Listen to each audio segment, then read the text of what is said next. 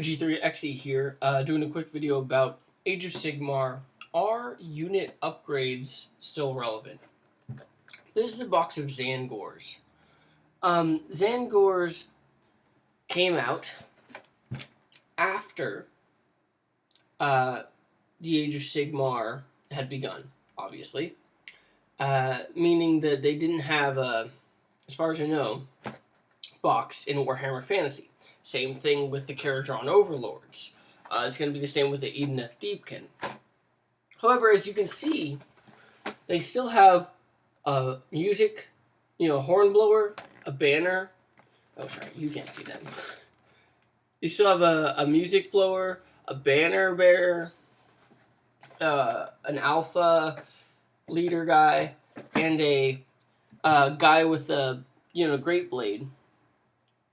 And many of these units will have that. Units made after the Age of Sigmar was created. Now, it's my understanding that the reason that those little things were included, instead of just being innate abilities of the unit, were to accommodate people whose Warhammer Fantasy armies already had those. Because in Warhammer Fantasy, it was a points decision of, do I buy this, do I not buy this?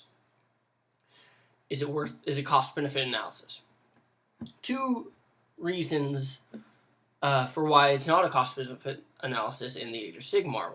One is they do not increase or decrease the point cost of the unit, whether or not you take them. It's very unclear about, sometimes they'll say, okay, you can take 1 per 10. Other times, it's just like, you can take as many banner bearers as you want. It's just like, if this unit contains any models with banner bearers. Second reason is you choose the casualties. So it is not, if I come around and flank your unit, that the model closest to my flanking unit die. It is you take casualties and you peel them off from your unit wherever you want.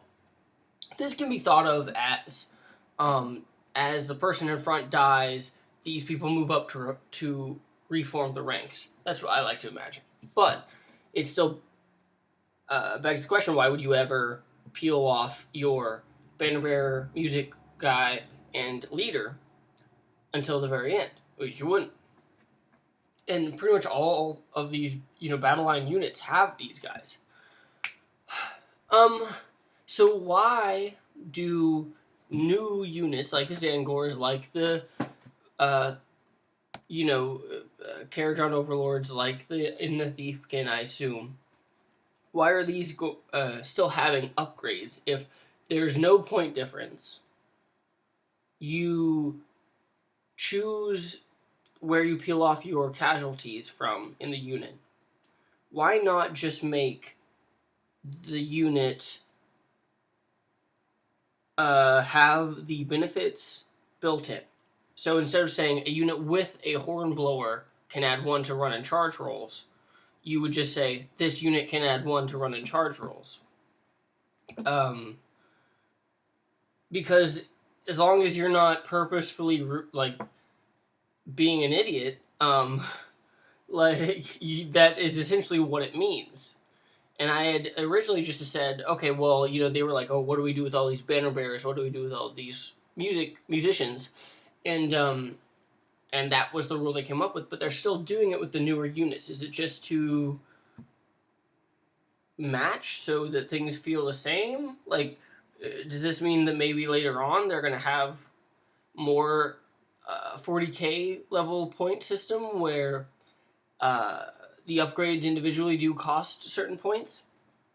I don't know. It is strange to me. And while obviously I do love the Zangors enough to have bought them, I am annoyed by the horn blower guy, which I think I can find an extra arm for him in the kit or in my bits box. But it's like, I don't want a banner bearer or maybe a banner bearer that still looks kind of cool, but I don't want a musician. It's like, why? That has a very rank and flank old school feel to it, which I totally understand when it's like, oh, this is like a fantasy version of the Napoleonics where they would have a drummer and they would have heraldry and all that. But in AOS, these models, I'm going to use them in D&D. Um,